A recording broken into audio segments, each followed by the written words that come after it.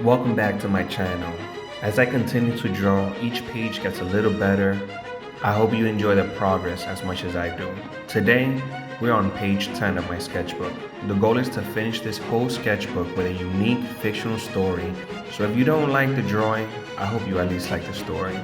Before we begin, can you leave a comment, even if it's an emoji, or a like? Okay, enough about that. Let's begin. Everyone knows Okarun's story. He's the guy who got his private stolen by aliens, possessed by spirits, and cursed by a Tober granny. But what if the greatest curse he ever received wasn't one you could see, but one you could hear? Okarun stood on the precipice of a new reality. His world no longer defined by what he could see, but by what he could hear. Since the encounter with the Serpo, a piece of their echo chamber technology was a constant silent guest in his mind. While his friends were focused on getting his lost parts back, he was grappling with a far more insidious change. The echo chamber wasn't just a device, it was an information conduit designed to process and amplify psychic waves, and it had turned him into a living beacon. At first, the whispers were faint, easy to dismiss. He heard the quiet, desperate pleas of a forgotten yokai trapped in the shrine, the mournful hum of a ghost unable to cross over, and the silent calculations of a distant alien ship charting a course towards Earth. He chalked it up to a new psychic ability, a side effect of his recent trials. But the whispers grew, a steady hum, then a deafening roar. Every psychic echo, every forgotten spirit's tragedy, and every alien thought became a constant, overwhelming cacophony in his head. The world once was so clear and divided, was now a loud, relentless torrent of suffering and alien logic. The ultimate curse for a timid, anxious boy wasn't seeing ghosts, it was knowing every single one of their miseries. This curse of omniscience manifested in his startling ways. He knew the precise location of a yokai he never heard of, or the exact nature of the alien weapon he'd never seen. The information didn't come from a guess, it simply appeared, a download from a collective psychic internet he was now connected to. He started to realize the echo chamber was more than just noise. It was a vast, silent library of supernatural knowledge. He knew when a powerful yokai was about to awaken, felt the ripples of an alien ship entering Earth's atmosphere long before it was visible, and could sense the history of ancient relics just by being near them. This newfound knowledge made him an invaluable asset to his friends, a living psychic compass. Yet, with every piece of information came a burst of emotion that was not his own. Fear, rage, sorrow, an endless stream of uninvited feelings.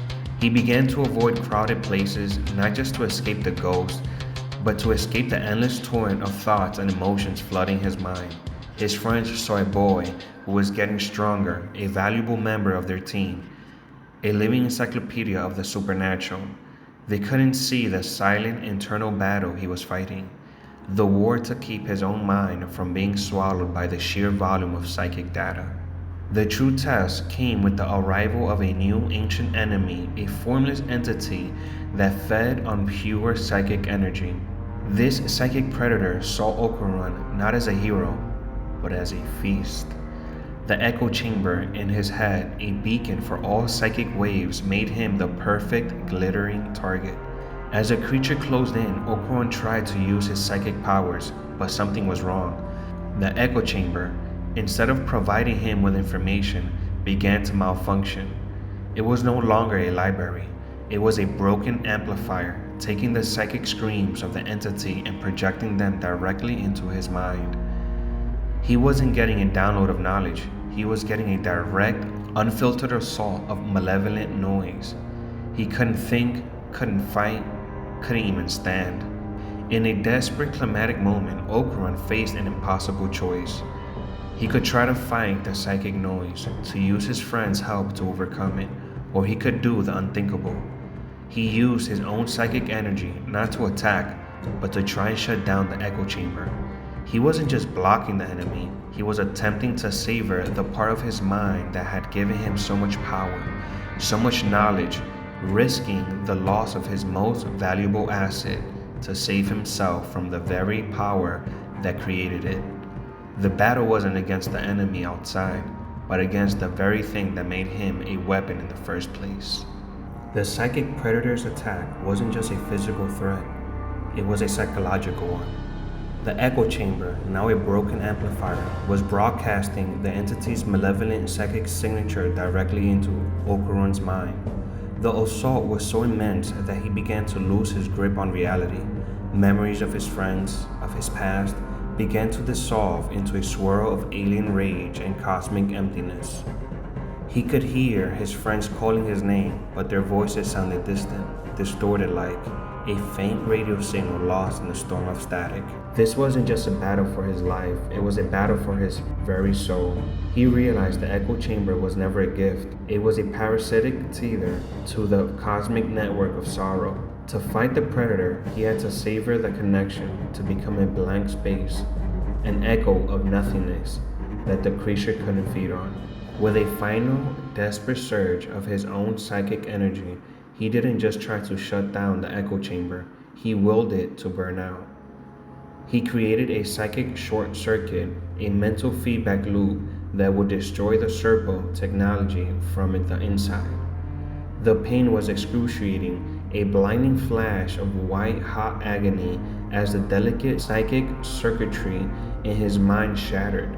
The world went quiet for the first time, and in what felt like a lifetime, the predator, confused and suddenly blind, lashed out. But without Okarun's mind as a beacon, its attack was aimless. It couldn't feed on the mind that was no longer a beacon, a mind that had chosen to be empty. The echo chamber was gone, and with it, his omniscience. He could no longer hear the ghosts, sense the aliens, or know the history of ancient relics. He was just Okarun again, timid, anxious, and perfectly normal. The price of his salvation was the loss of his greatest asset, but it was a price that he was more than willing to pay. He had been a library, a beacon, a weapon. Now he was simply himself.